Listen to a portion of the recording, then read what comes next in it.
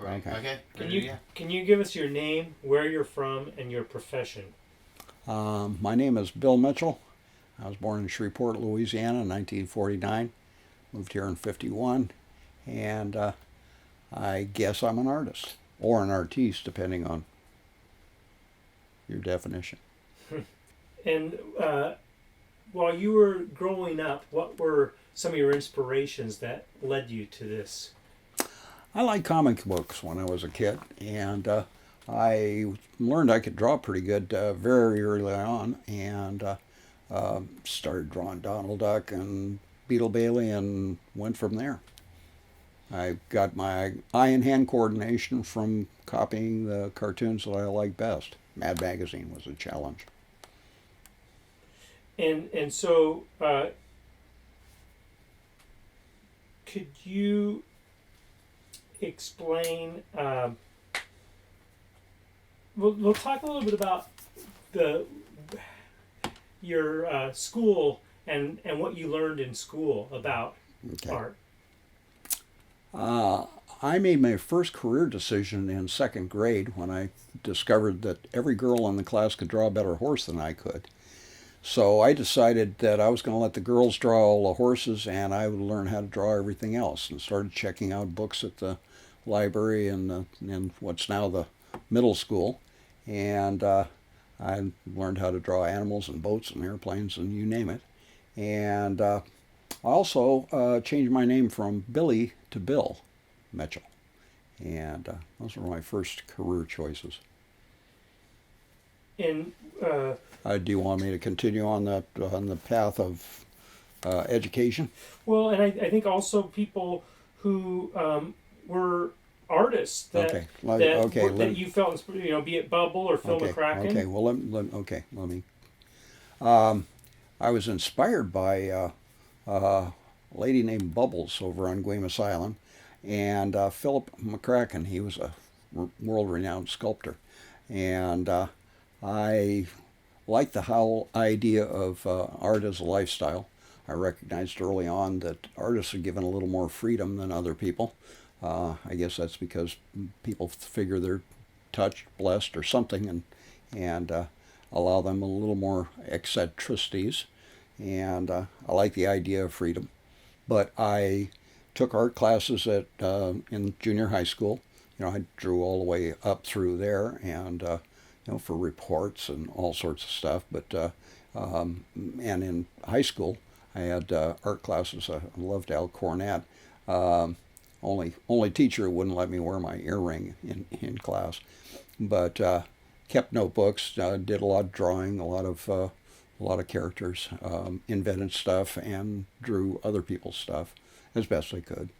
And then I was going to go to the San Francisco Art Institute. My grandmother was going to pay the tuition, and had this old trunk packed with everything I wanted to take to San Francisco.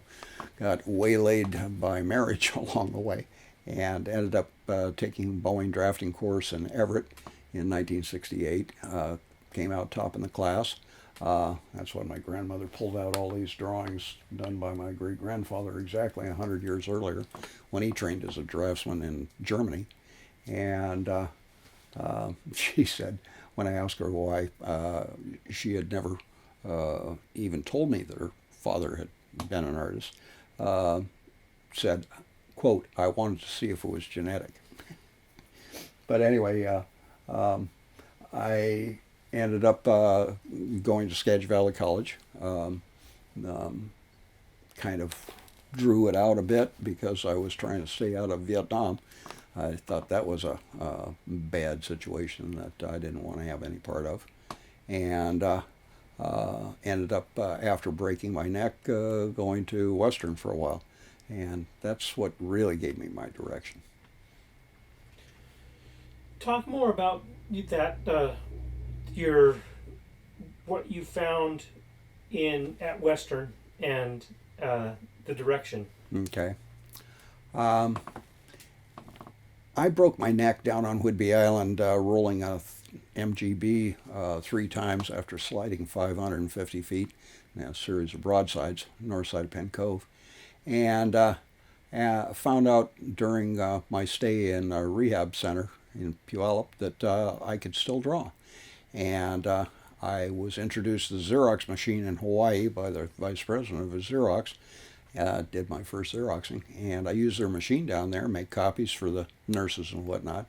And drawing for an audience makes you draw a lot better. When people are going to see your stuff, you don't want to make a fool of yourself, so you do the best job you can. And I got pretty good pretty quickly. And when I got out of the rehab, I moved to Bellingham. I was going to go to school at Western, taking a lot of art classes and taking education classes. I thought I would be an art teacher. But a couple of weeks out of the rehab, I fell into a cartooning job for the Northwest Passage, the last underground newspaper still standing in 1972. And it was a very rural newspaper, but the office was in Fairhaven, and I had to draw cartoons that were the exact size that they were going to run in the newspaper, because they would tell me what they wanted on Thursday, and I'd pick it up Sunday afternoon, put wax on the back, and take it straight to the Skagit Valley Herald for printing. So there was no pulling it back, and I would generally correct those right up until the very end when the people showed up to pick them up, simply because I had 10,000 people who were going to be looking at my work, and I didn't want to embarrass myself. So, but in Western, I took several painting classes, another sculpture class, and because I wanted to be a sculptor, but I got kind of forced into painting, kind of a little like Michelangelo. And I'm real curious as to how many people he painted on the ceiling of the Sistine Chapel, because we're working on 150 or 60 that I've painted so far, and that's people with names. So it's been, I've seen my life reflected in several other artists through history. I have virtually the same astrology as Vincent van Gogh. So. Okay, 1 second. You don't need to name drop Rita, but yeah, yeah, right. Okay, yeah. 1 sec.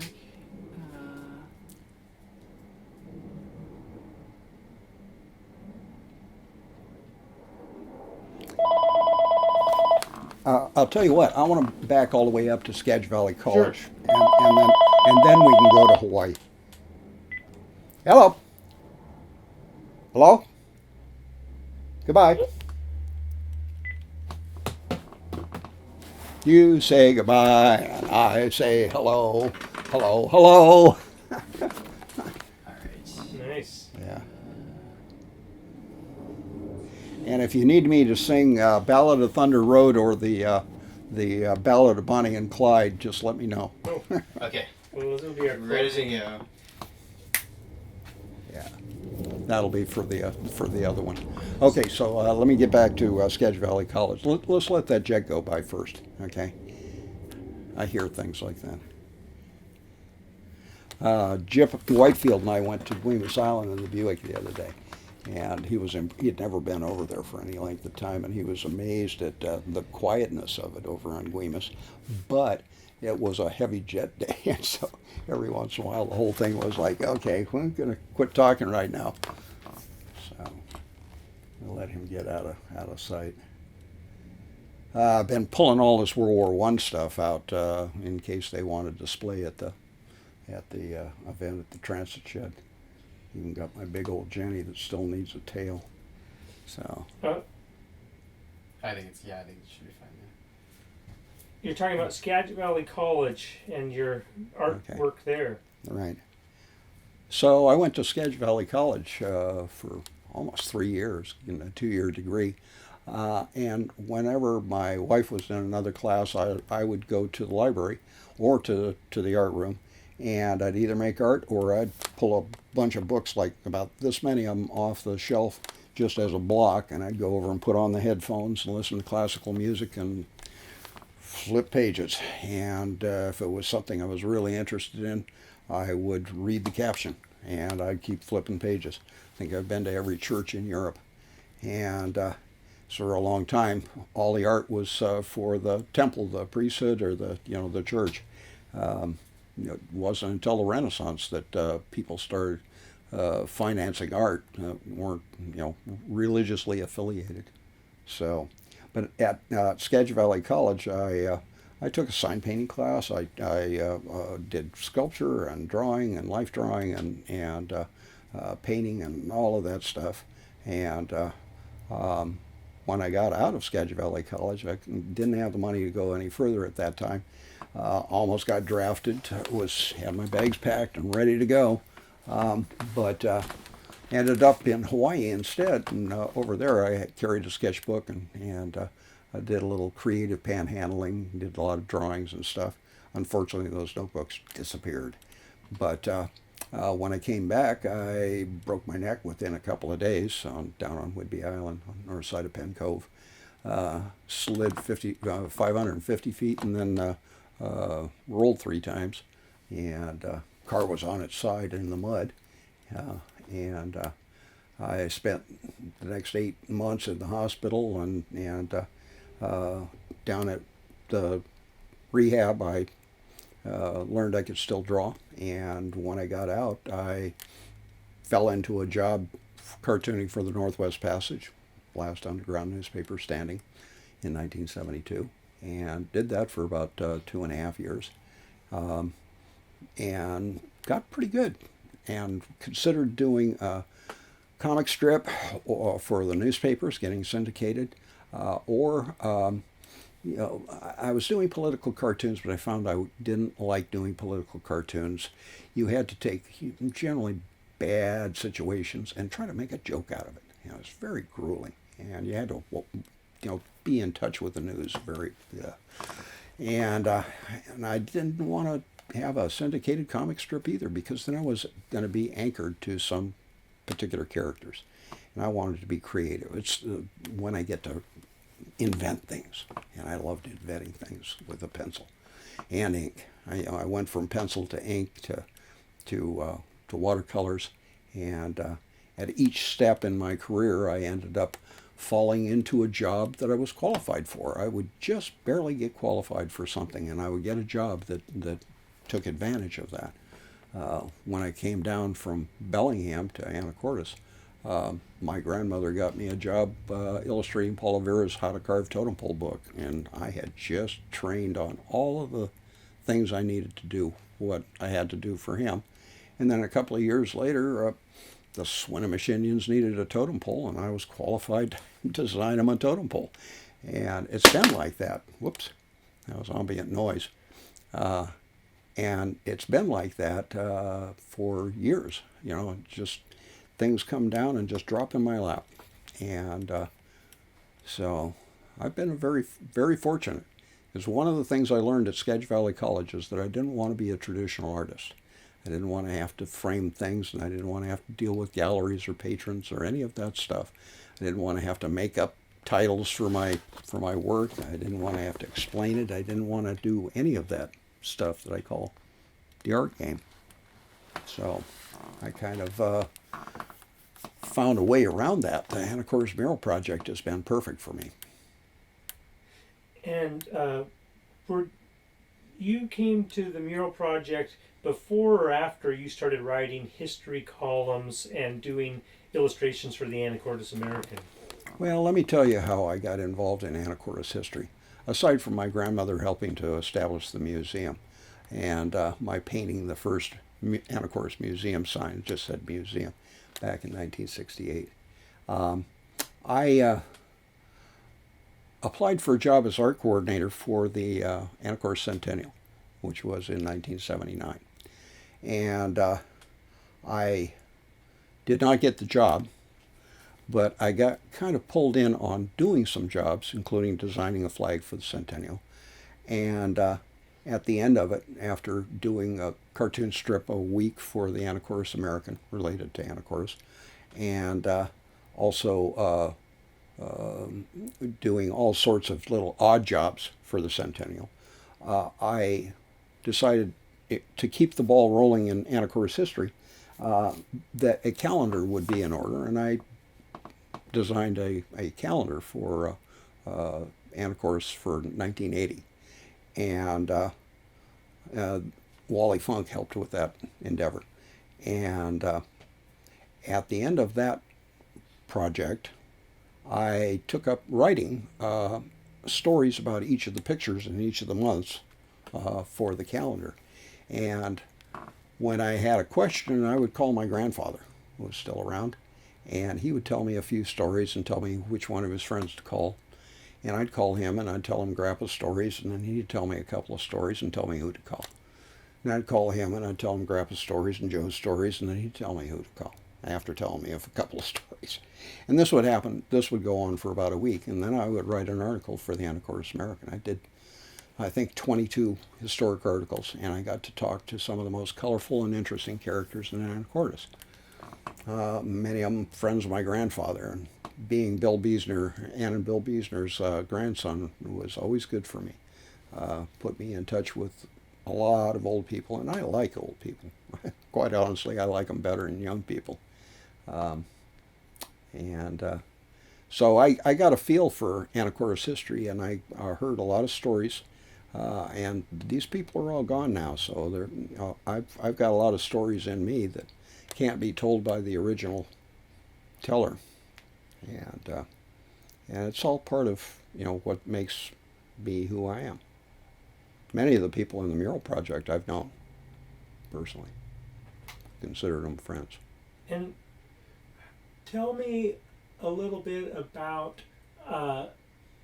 the name of the mural organization that you invented and who some of the original people were.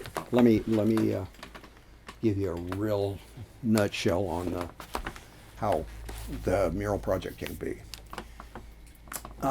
Late in 1973, museum director put together a program called the Main Street Program.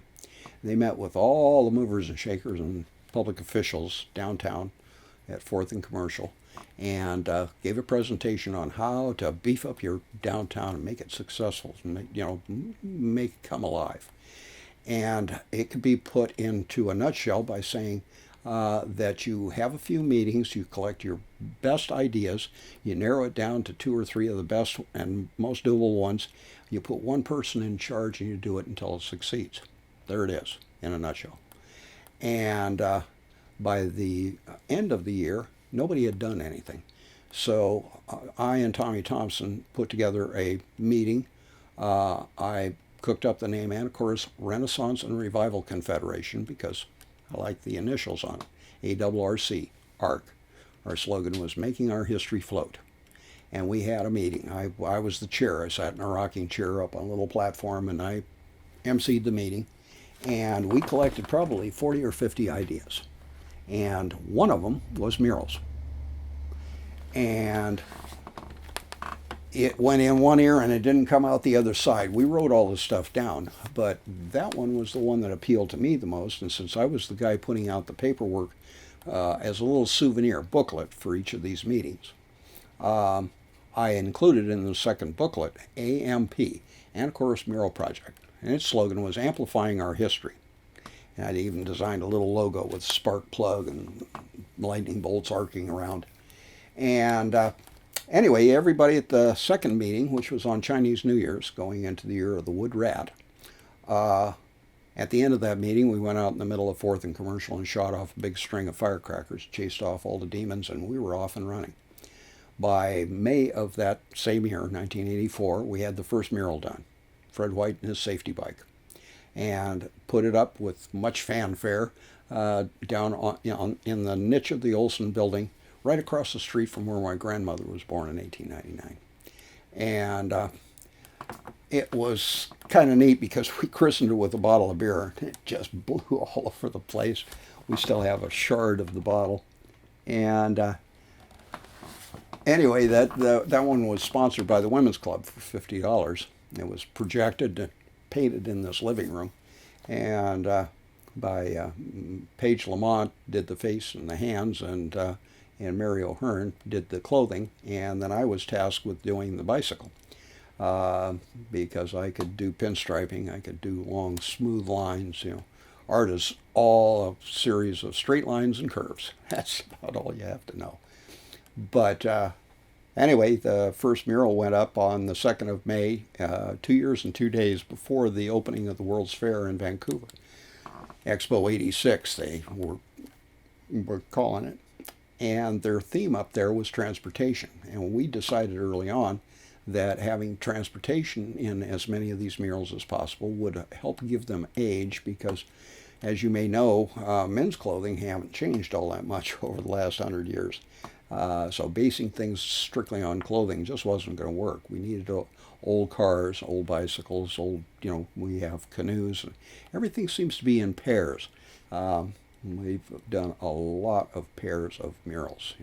I'm currently working on the second banjo. We have got 2 canoes and 2 rowboats and 2 trains and 2 grocery trucks and 2 fiddles and on and on and on. There are a lot of pairs in this ARC project. And anyway. What's been some of the earliest responses that you remember to the project, the mural project?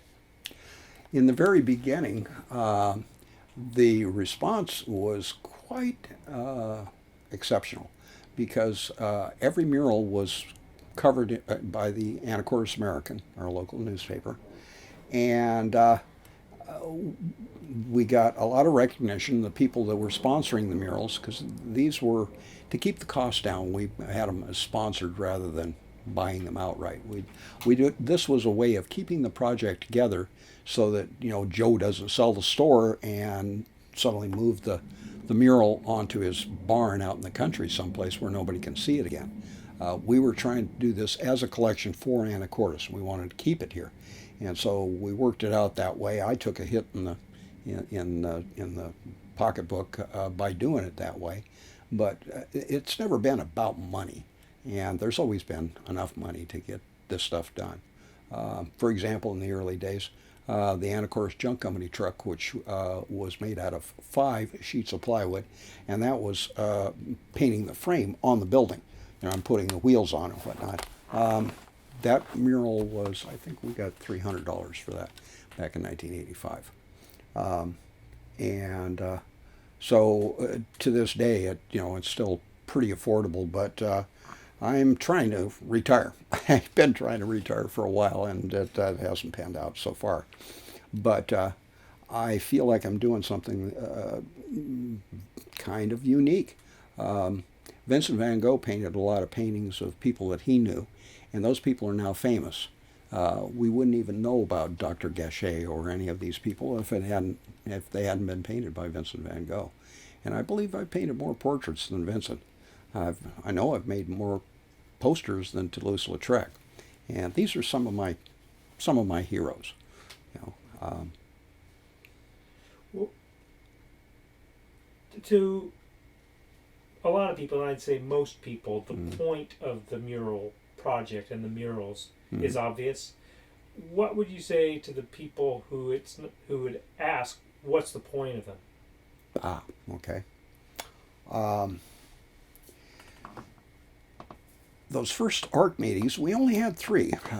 The third ARC meeting was on St. Patrick's Day, and so we got the Chinese and the Irish behind us on this project. Plus, we had some help from the Wood Rat. But anyway, we are trying to make our downtown more interesting and to put enough of an emphasis on the old buildings that the people that own the buildings would take some pride in them and get them painted. And downtown looks better than it's ever looked.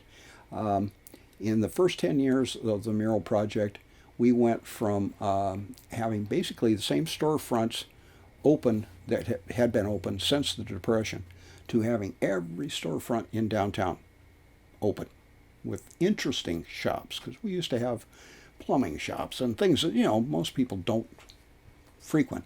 And now we have a pretty lively downtown, and I think the mural project has something to do with that. Could you detail the process of making a mural? Sure. In order to make one of these murals, you need a sponsor. Usually that would be a family member or friends coming to you and saying, "Oh, we'd like to do a mural of Uncle Bob." And you say, okay, have you got a picture? And they say, well, we got a bunch of pictures. And if they bring over an album, you look through their album with them, and they tell you stories about Uncle Bob.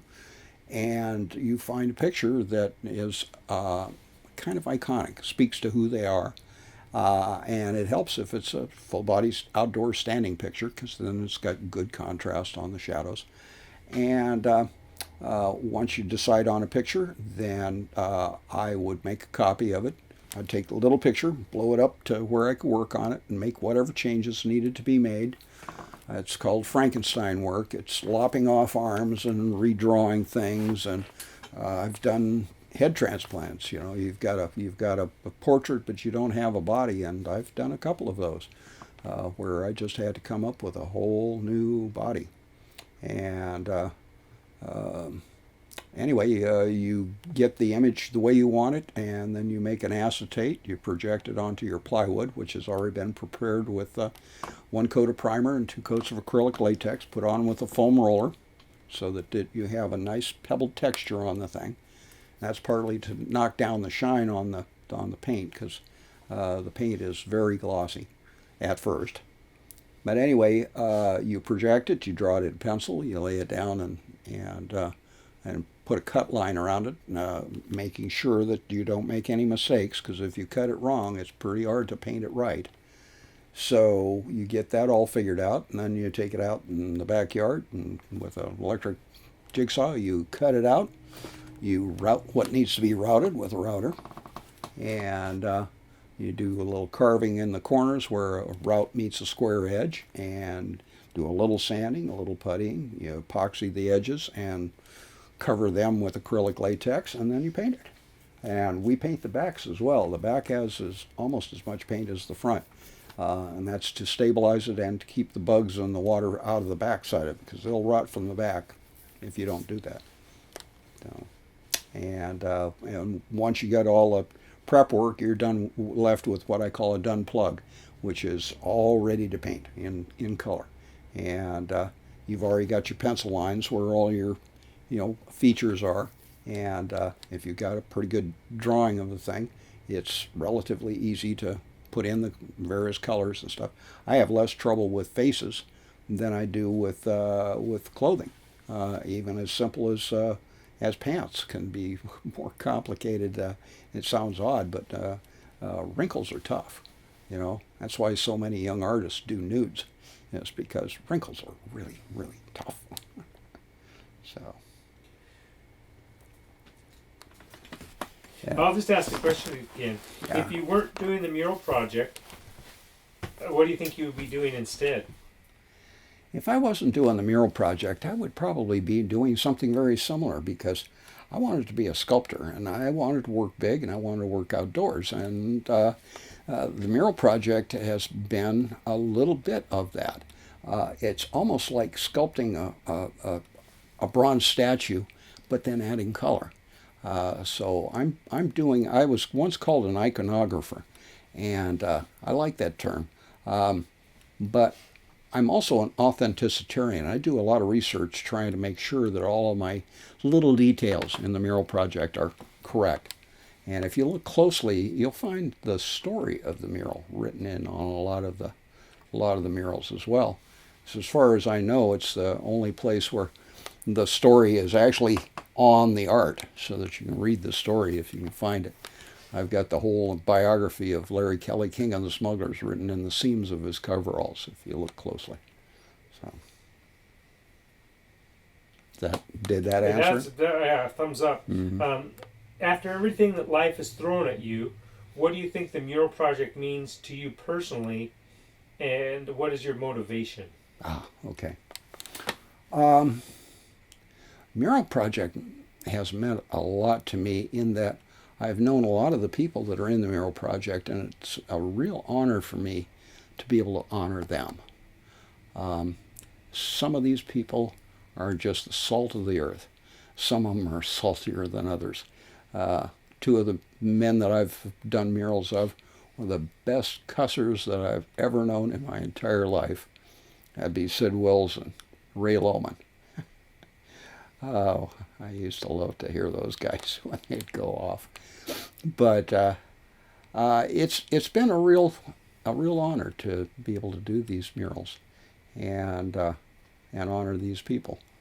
I've even written that on the backs of many of them. So each one of these murals, I don't know if you know, has who it is and who sponsored it and who painted it and all that written on the back of the mural with a little if found, and talking about a reward and thanks, put little personal touches and stuff. And we haven't had much vandalism over the years. I think it's because the kids have grown up with them. They liked them as little kids, and they respect them as teenagers. Most of our troubles come out of the bars, quite honestly. So we've been very fortunate.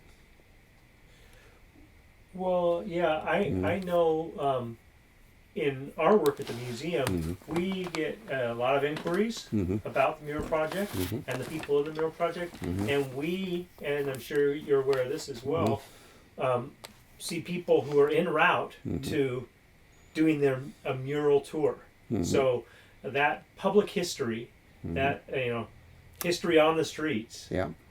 Well, and if you want to get this on camera, you can. One of the reasons for the Mural Project was to get people to explore our town and look a little closer at the buildings. We have a lot of nice old buildings in Anacortes that no one would take the time and trouble to photograph if there wasn't a mural on it. And I got to tell you, one of the things about the Mural Project that I love is that I'm basically a lazy artist. Cartoonists tend to be lazy artists for the most part. But I have come up with an easy way to paint these, and I let the walls become the background. Because I learned very early on that painting the background on one of these pictures was a lot more work than the portrait itself. So consequently, by cutting the background out of the picture and letting the wall do the job, we're saving ourselves a lot of work. Hence, the successful lazy artist. I was going to ask you about the Bill. Oh, okay. 1 second.